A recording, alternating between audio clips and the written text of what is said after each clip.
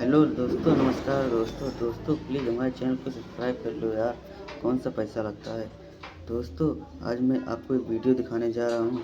इसमें ये बताया गया है कि शर्म और डर को कैसे ख़त्म करें।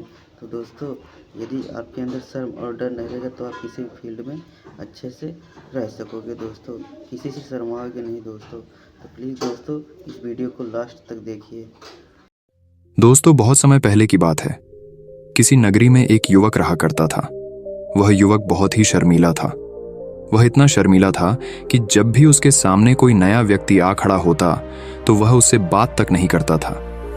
यहां तक कि जिन्हें वह जानता था, पहचानता था, उनसे भी बात करने में उसे बहुत शर्माया करता था। वह उनसे भी ठीक से बात नहीं कर पाता था और अपनी इस समस्या के कारण वह खुद ही बहुत परेशान रहता था, क्योंकि वह अपने जीवन में कुछ कर ही नहीं पा रहा था। धीरे धीरे समय बीतता गया और समय बीतने के साथ साथ उस युवक की शर्माने की आदत भी बढ़ती चली गई, जिसके कारण वह अत्यधिक निराश रहने लगा, परेशान रहने लगा, चिंतित रहने लगा। उसे यह समझ नहीं आ रहा था कि वह अपनी इस समस्या से किस तरह से छुटकारा पाए। उसके घर वाले भी अब उसकी इस समस्या को लेकर बहुत चिंतित रहने लगे थे। वे सोचते थे, इसका क्या होगा, ये अपने जीवन में कुछ कर पाएगा भी या नहीं। जब भी वह कहीं पर काम के लिए जाता तो लोग उसके इस सीधेपन का फायदा उठाते, उसे परेशान करते। वह कुछ ज्यादा कह नहीं पाता था, जिसके कारण उसे कोई कुछ भी कह देता और वहां से चला जाता है। इन्हीं सब कारणों की वजह से उसका मन कहीं भी किसी भी काम में नहीं लगता। वह हर काम को कुछ ही दिनों में छोड़ दिया करता। उसके मन में बहुत कुछ चल रहा था। उसके मन में विचारों के तूफान उठ रहे थे। वह सबसे बहुत कुछ कहना चाहता था, लेकिन अपनी इस आदत के कारण वह किसी से कुछ नहीं कह पा रहा था। वह अंदर ही अंदर घुटता जा रहा था। सारे विचार, सारी बातें उसके मन में ही दबी पड़ी थीं। लेकिन कभी भी वह किसी से भी अपने मन की बात नहीं बताता था। जब छोटा सा बच्चा था तब उसे लोग बहुत पसंद करते थे। उसकी इस आदत को भी लोग सराहते थे। लेकिन इसी आदत की वजह से जब वह बड़ा हो गया, युवा हो गया, तो इसी आदत के कारण उसे अपना जीवन जीने में भी अत्यधिक परेशानियां उठानी पड़ रही थीं और वह युवक भी अपनी इस गलती के कारण बहुत परेशान रहता। अपनी इस एक आदत से छुटकारा पाना चाहता था। वह चाहता था कि वह लोगों से अपने मन की बात खुलकर कह पाए। जो कुछ करना चाहता है, जो कुछ कहना चाहता है, वह सबसे वह खुलकर कह सके, कर सके। लेकिन जब भी कोई दूसरा उसके सामने आता तो उसकी जुबान मानो खुलती ही नहीं। यहाँ तक कि वह अपने माता पिता के सामने भी ठीक से बात नहीं कर पाता था। केवल उसके कुछ मित्र थे जिनसे वह अपने मन की बात कर पाता था। जब भी वह किसी बात का जवाब देता तो लोग उसकी हंसी उड़ाते थे, उसका मजाक बनाते। लोग कहते हैं कि आज तो तेरे मुंह में भी जबान आ गई है। यह समस्या दिन ब दिन बढ़ती चली जा रही थी और इस समस्या के कारण अब उसके पिता भी अत्यधिक चिंतित रहने लगे थे। वह चाहते थे कि उनका बेटा भी दूसरों के सामने अपने मन की बात रख सके। लेकिन एक दिन जब अपने उस बेटे को दूसरों के सामने शर्मिंदा होता हुआ देख रहे थे, तभी उन्हें बहुत क्रोध आया और वह अपने बेटे को खरी खोटी सुनाने लगे। उन्होंने उसे इतना डांट दिया कि वह युवा लड़का अत्यधिक क्रोधित हो गया और वहां से बिना कुछ कहे वहां से चला गया। शाम हो चुकी थी और अब तक उनका बेटा घर नहीं लौटा था। माता और पिता दोनों बड़े ही चिंतित थे। वे अपने बेटे को वापस घर पर देखना चाहते थे, लेकिन युवा लड़का तो भागते भागते पहाड़ की चोटी पर जा पहुंचा था। वह वहां से नीचे की ओर झांक रहा था और ईश्वर से कह रहा था, हे भगवान, आपने मुझे ऐसा क्यों बनाया। लोग मेरा मजाक उड़ाते हैं, लोग मेरी हंसी उड़ाते हैं। जब मैं इस दुनिया में अपने मन की बात रख ही नहीं सकता, मैं किसी से कुछ कह ही नहीं सकता, तो फिर मैं इस जीवन को जी कर क्या करूंगा। जब भी मैं किसी से कुछ कहने की कोशिश करता हूं तो लोग मेरा मजाक बनाते हैं, मेरी हंसी उड़ाते हैं, यहाँ तक कि वह मुझसे कुछ भी कहकर चले जाते हैं और मैं उनका जवाब नहीं दे पाता। ऐसा जीवन जीकर मुझे क्या मिलेगा, इसलिए मैं तेरे पास आ रहा हूँ। इतना कहकर जैसे ही वह युवक कूदने की तैयारी कर रहा था कि तभी पीछे से आवाज सुनाई पड़ी, बेटा, जान देना तो बहुत आसान है, लेकिन इस जान को तुम वापस नहीं पा सकोगे। जैसे ही ये आवाज उसके कानों में पड़ी, वह पीछे मुड़कर देखने लगा। उसने जैसे ही पीछे मुड़कर देखा, उसने पाया कि एक बौद्ध भिक्षु उसके पीछे खड़े हैं। उन्हें देखकर वह डर सा गया और अपने कदम पीछे खींच ली और चुपचाप वहां पर खड़ा हो गया। अपनी आदत के कारण वह उनसे कुछ कह नहीं पा रहा था। तभी बौद्ध भिक्षु उस युवक से कहते हैं, बेटा, क्या बात है, आखिर तुम यहाँ पर क्या कर रहे हो और तुम अपने इस जीवन को क्यों समाप्त करना चाहते हो? ये अनमोल जीवन बहुत कम लोगों को नसीब होता है और तुम्हें यह जीवन व्यर्थ लगता है। इस पर वह युवक कहता है, नहीं नहीं, कुछ नहीं, मैं तो बस यहाँ पर खड़ा होकर देख रहा था। तभी बौद्ध भिक्षु उस युवक से कहते हैं, बेटा, मैं जानता हूं कि तुम यहाँ पर क्या करने आए थे। तुम मुझसे कुछ नहीं छुपा सकते, लेकिन मैं चाहता हूं कि तुम अपनी समस्या मुझसे खुद बताओ, तभी मैं उसका समाधान तुम्हें बता पाऊंगा। यदि तुम चाहते हो कि कोई तुम्हारी मदद करे तो उसके लिए पहले तुम्हें ही आगे बढ़ना होगा। यदि तुम चाहते हो कि मैं तुम्हारी समस्या का समाधान करूं तो तुम्हें मुझे अपनी समस्या बतानी होगी, वरना मैं कुछ नहीं कर सकूंगा। उन बौद्ध भिक्षुओं की यह बात सुनकर वह युवक कहता है, नहीं नहीं, मैं ठीक हूं, मैं सच कह रहा हूं। उस युवक की यह बात सुनकर बौद्ध भिक्षु उस युवक से कहते हैं, ठीक है बेटा, यदि तुम नहीं चाहते कि मैं तुम्हारी मदद करूं तो कोई बात नहीं, मैं तुम्हारी बात पर विश्वास कर लेता हूं। लेकिन तुम्हें भी मेरी एक बात पर विश्वास करना चाहिए कि मैं तुम्हारी मदद के लिए ही यहाँ पर आया हूँ। तुम चाहो तो तुम अपनी समस्या मुझे बता सकते हो और मैं तुम्हारी इस समस्या का समाधान भी अवश्य करूंगा। इसका जवाब देते हुए युवक उन बौद्ध भिक्षु से कहता है, नहीं नहीं, मैं ठीक हूं, आप जाइए।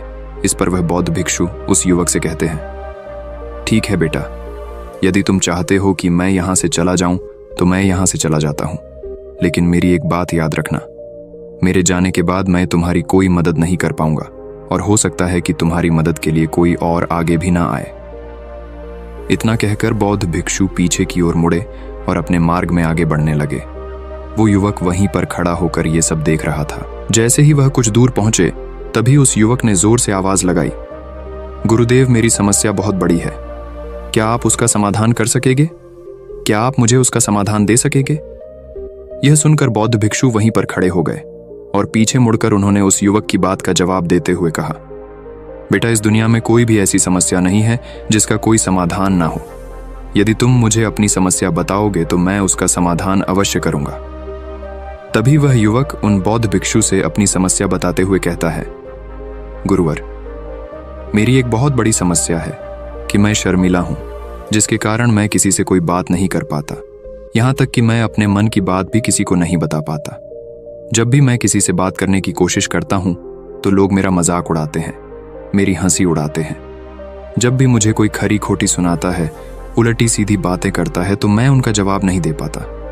मैं लोगों की तरह चालाक बनना चाहता हूं, लोगों की तरह बातों का जवाब देना चाहता हूं, अपने मन की बात करना चाहता हूं।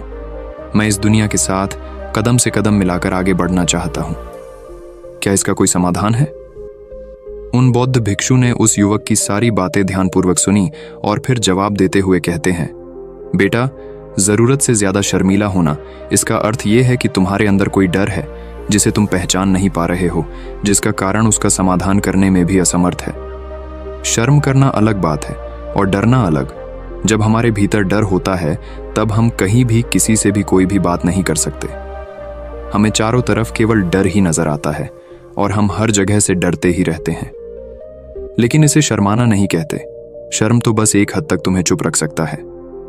फिर वह बौद्ध भिक्षु उस युवक से कहते हैं, बेटा, तुम सबसे अधिक किससे शर्माते हो? युवक इसका जवाब देते हुए कहता है, गुरुवर, मुझे अपने पिता से बात करने में बहुत शर्म आती है। मैं उनके सामने कुछ बोल ही नहीं पाता। तभी वह बौद्ध भिक्षु उस युवक से कहते हैं, अच्छा, तो ये बताओ, जब तुम अपने पिता से बात कर रहे होते हो या फिर बात करने का प्रयास करते हो तो तुम्हारे मन में कैसे ख्याल आते हैं?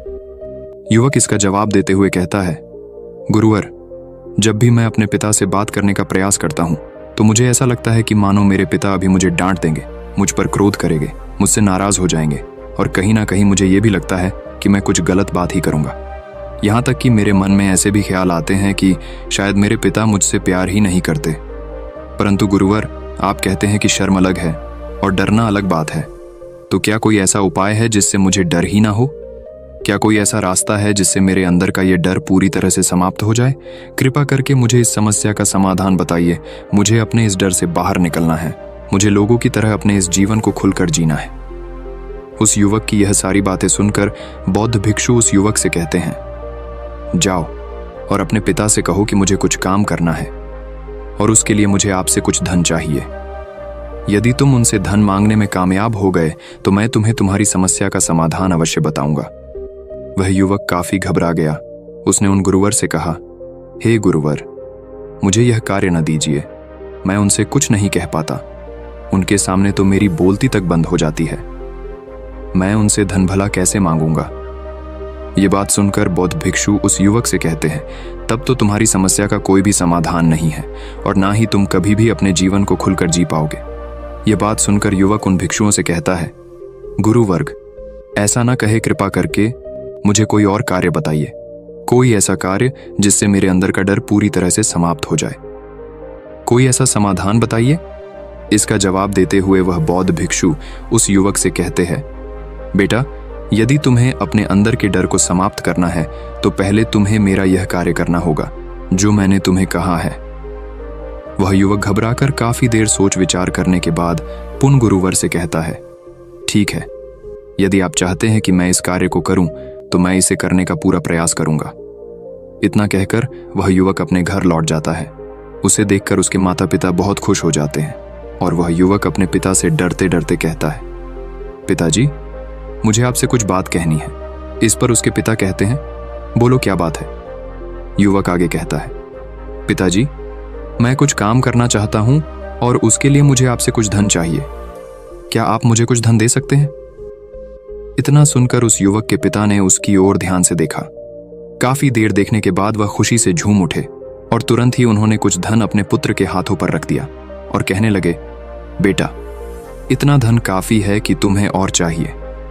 इसके जवाब में वह युवक अपने पिता से कहता है, नहीं नहीं पिताजी, इतना काफी है, मैं इतने से काम चला लूंगा।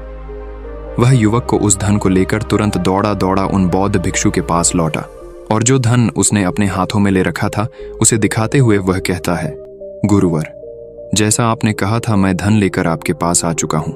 मैंने अपने पिता से धन मांग लिया है, अब मुझे आप मेरी समस्या का समाधान बताओ।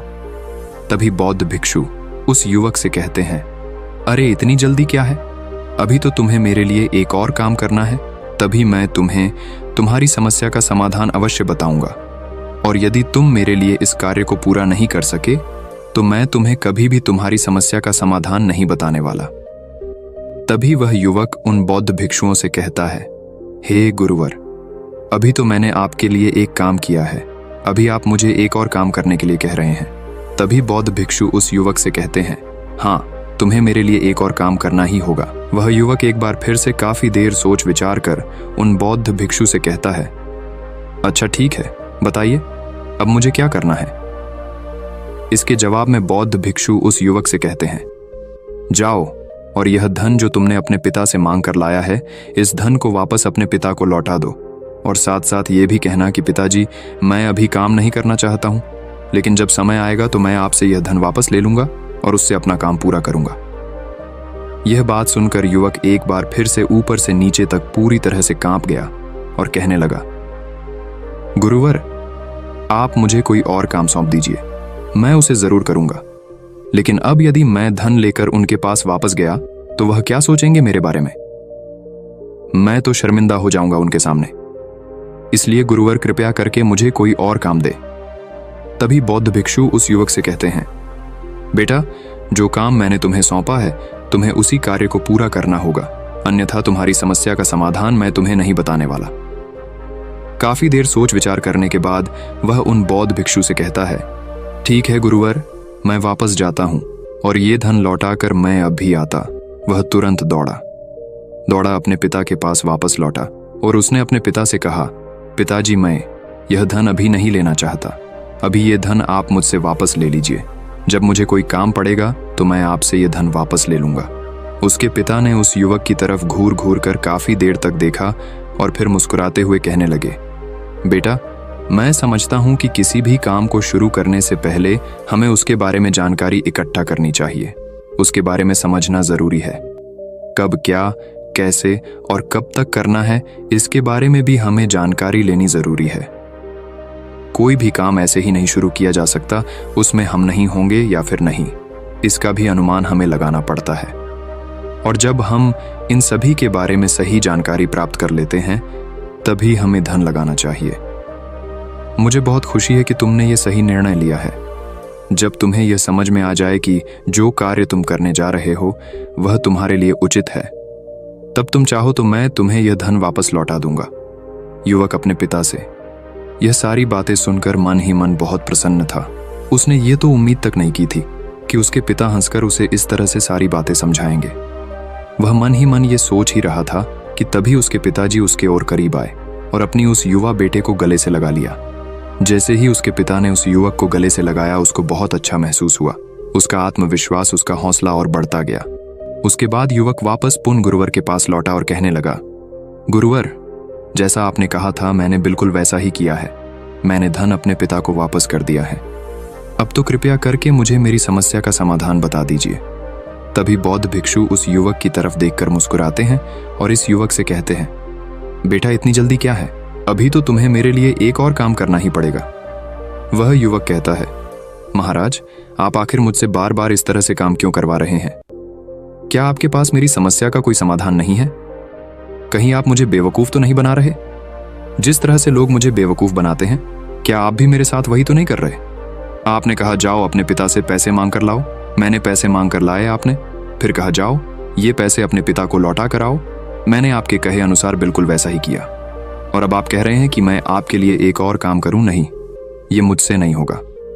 तभी बौद्ध भिक्षु उस युवक की तरफ देखकर मुस्कुराते हैं और कहते हैं, बेटा बस ये आखिरी काम है और यह बहुत सरल भी है। तुम जैसे ही इस कार्य को पूरा करोगे, मैं तुम्हें वचन देता हूं कि मैं तुम्हारी समस्या का समाधान तुम्हें अवश्य बताऊंगा। इस पर वह युवक फिर से एक बार सोच विचार करता है और उन बौद्ध भिक्षु से कहता है, ठीक है, लेकिन ये आखिरी काम जो मैं आपके लिए करूंगा, बताइए मुझे क्या करना है। तभी बौद्ध भिक्षु एक मूर्ति निकालकर उस युवक के हाथ में थमा देते हैं। वह मूर्ति देखने में बहुत ही साधारण सी थी, लेकिन वह बौद्ध भिक्षु उस युवक से कहते हैं, बेटा तुम्हें इसे बाजार में ले जाना है, इसे बेचना है और इसके बदले में तुम्हें 100 सोने के सिक्के लेकर आने हैं। जब तुम यह करने में सफल हो जाओगे, तभी मैं तुम्हें तुम्हारी समस्या का समाधान तुम्हें बता पाऊंगा। वह युवक उस मूर्ति को अपने हाथ में लेकर बड़े ही गौर से देखता है और उन बौद्ध भिक्षुओं से कहता है, हे गुरुवर, ये तो बड़ी ही साधारण सी मूर्ति लग रही है, मानो मिट्टी की बनाई गई। इसके लिए भला 100 सोने के सिक्के मुझे कौन देगा? कहीं आपका माथा फिर तो नहीं गया है? इसके 1 या 2 सोने के सिक्के मिल जाए, वही बहुत है, लेकिन इसके लिए 100 सोने के सिक्के कोई नहीं देगा।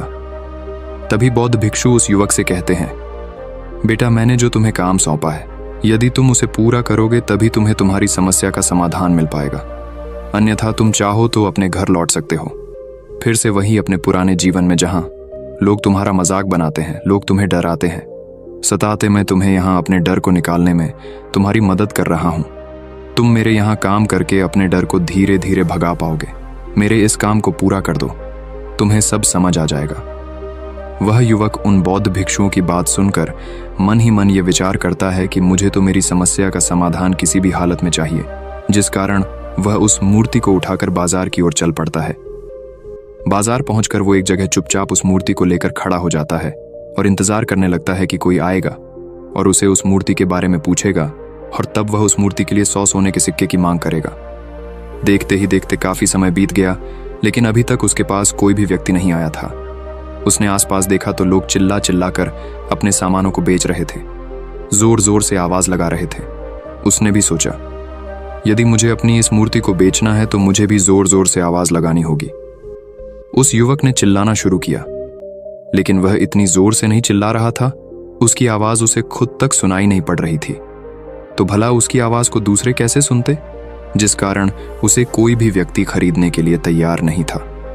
धीरे धीरे शाम का समय हो चुका था और उस व्यक्ति को यह डर था कि कहीं वह बौद्ध भिक्षु वहां से कहीं चला ना जाए, अन्यथा उसे उसकी समस्या का समाधान कौन देगा। ये सोचकर उसने जोर जोर से आवाज लगानी शुरू की कि 100 सोने के सिक्के में यह मूर्ति ले लो। उसकी आवाज सुनकर लोग उसके पास आने लगे और उससे यह सवाल करने लगे, इस मूर्ति में ऐसा क्या है जो तुम इसके लिए 100 सोने के सिक्कों की मांग रहे हो? इसके अंदर ऐसा कुछ तो खास होगा ही। युवक काफी देर सोच विचार कर उस युवक से कहता है, नहीं नहीं, मुझे कुछ नहीं पता, मैं तो बस ये मूर्ति यहां पर बेचने आया हूं। तभी उसमें से एक युवक उस युवक से कहता है, अगर ऐसी बात है तो इस मूर्ति को कोई नहीं खरीदने वाला। आखिर इस मूर्ति में ऐसा क्या खास है जिसके लिए तुम सोने के सिक्के की मांग कर रहे हो? ये तो तुम्हें बताना ही पड़ेगा।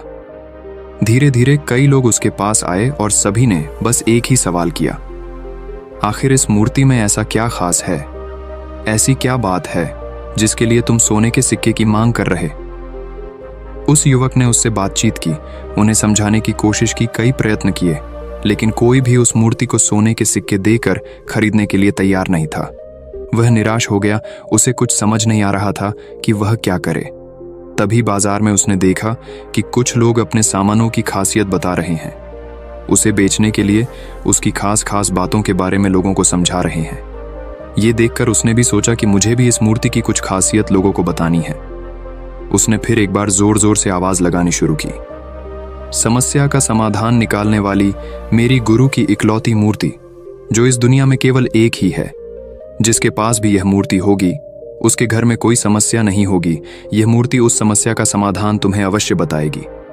ये सुनकर लोग उसके पास पहुंचने लगे और उसे ये सवाल करने लगे, क्या सच में यह मूर्ति जिसके पास होगी उसके पास कोई समस्या नहीं होगी?